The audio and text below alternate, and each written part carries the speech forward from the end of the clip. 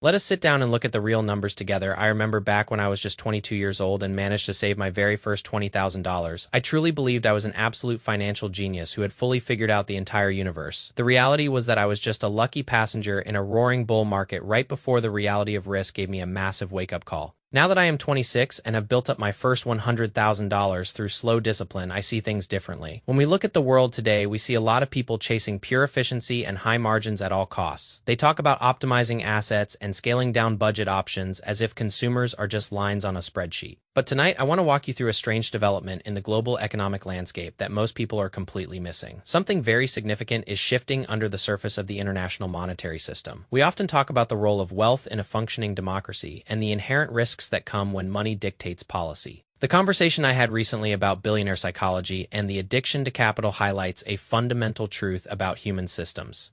If you are addicted to money, you are effectively suffering from a cognitive bias that blinds you to the broader consequences of your actions. It is a sickness of the ego that views the world as a game of accumulation rather than a web of interconnected responsibilities.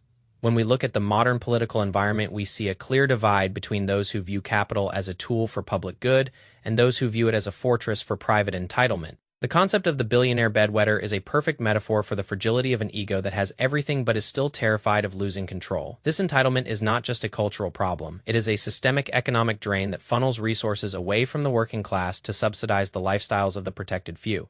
When we look at the data on corporate welfare, we see a pattern of mooching that far outweighs any social safety net. Corporations take massive subsidies and tax breaks while simultaneously labeling working families as lazy. This is a mathematical contradiction that persists because the people in power have hollowed out the institutional memory of what a fair society looks like.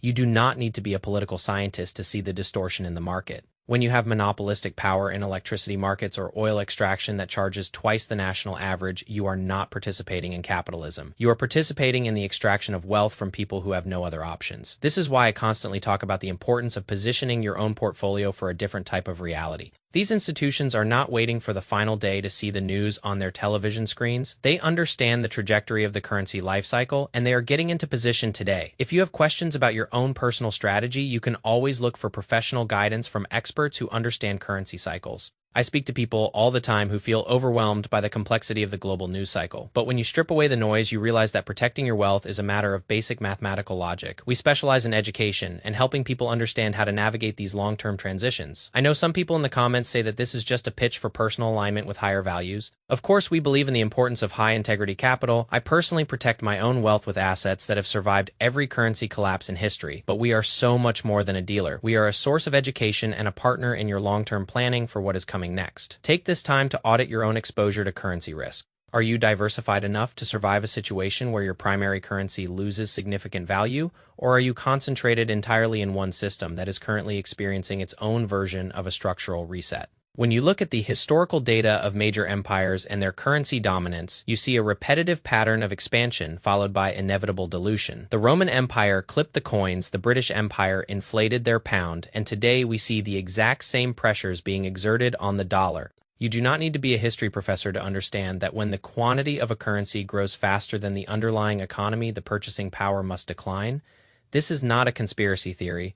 It is a fundamental law of supply and demand applied to money. If you are holding cash as your sole store of value, you are betting that the current rate of dilution will not affect your future. But the central banks are signaling that they no longer trust that outcome. They are moving their reserves into an asset that has maintained purchasing power for over 5,000 years. I am not suggesting you move every single dollar you have into gold. That would be a foolish error in asset allocation. What I am suggesting is that you view your portfolio through the eyes of a person who values sustainability over short-term gains. You need a core of stable assets that are not dependent on the stability of a single government. You need assets that perform well when confidence in the institutional system begins to wane. In my own journey to $100,000, I learned that defense is just as important as offense. I spent my early years trying to hit home runs with speculative stocks that looked good on paper. Most of them ended up being zeros. The real wealth came when I stopped trying to outsmart the market and started trying to protect against the downside.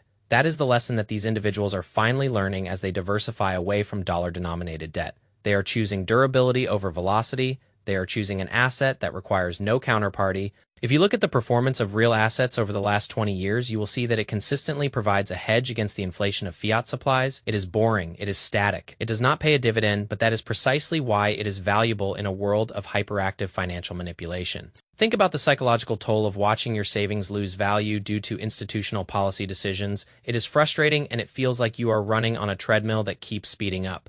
But you have the power to step off that treadmill by diversifying your holdings. You can hold a portion of your wealth in hard assets to ensure that you are not fully dependent on a single failing system. We often talk about financial literacy as the ability to read a balance sheet, but true financial literacy is the ability to read the macro trends that dictate whether that balance sheet will actually hold its value. When you see the trend line with your own eyes, you will understand why I am so concerned about the trajectory of the dollar. It is not about hating the dollar. It is about being a realist who understands that every currency in history has a life cycle. If we are currently in the later stages of that cycle, it is only prudent to prepare. Take the time to assess your own personal risk profile. If you are young, you have time to weather the volatility, but if you are close to retirement, you have less room for error. You need to be absolutely certain that your savings are protected against systemic failures. We are entering a period of history where the old rules of finance are being rewritten. The era of low inflation and consistent growth is looking more and more like an anomaly rather than a permanent state. We are returning to a period where hard assets matter. Gold matters, silver matters, land matters, commodities matter. If you are holding only paper assets, you are taking on a massive amount of unhedged risk. I hope this conversation has given you some perspective on how to view these massive shifts. As we wrap up this midnight conversation, I want you to remember that the goal is not to predict the exact day of a collapse. The goal is to build a system of preservation that can withstand the inevitable volatility of history. Stay disciplined and focus on the assets that have preserved human wealth for thousands of years. Thank you for spending this time with me to look at the real numbers behind the headlines. Take care of your capital and protect your downside. I want to emphasize that the act of standing up for your values is not just a moral choice. It is a financial one.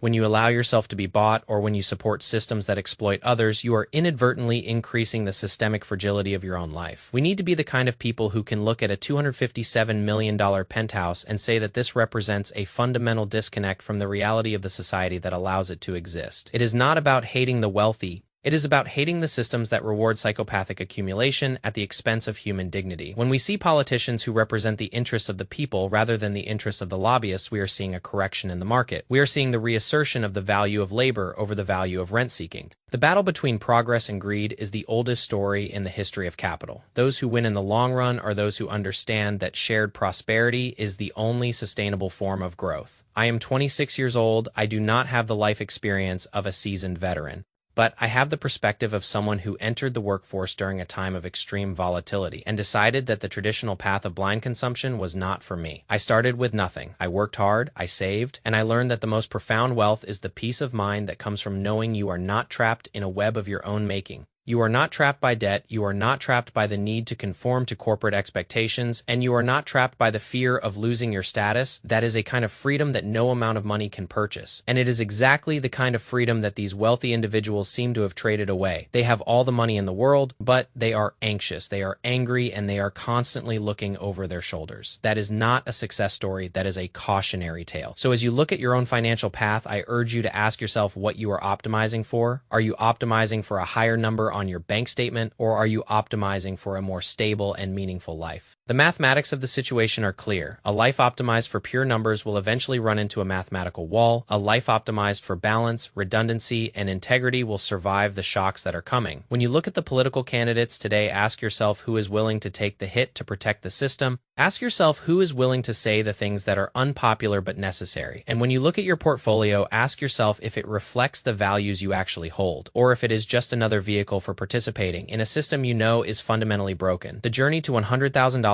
taught me more than just how to save. It taught me how to think. It taught me to question the default settings of the society around me, and it taught me that the only way to win in a rigged game is to stop playing by the rules that the house has designed to make you lose. I am not suggesting you go out and lead a revolution. I am suggesting you lead a revolution in your own kitchen, in your own office, in your own checkbook. Make the changes that put you in control of your own destiny. Let the noise of the headlines fade into the background. Focus on the signals that actually determine your long-term survival. Stay the course, keep your head down, and do the boring work that builds the foundation for a lifetime of resilience. It will not be fast, it will not be easy, and it will not be glamorous, but it will be yours. And in a world that is trying to turn you into a product, that is the greatest victory you can possibly achieve. Thank you for listening to my thoughts on this. I appreciate your time. I appreciate your patience. And I look forward to continuing this conversation in the next video. Take care of your capital, protect your downside, and remember that the truth is often the quietest thing in the room. Everything else is just background noise. Peace.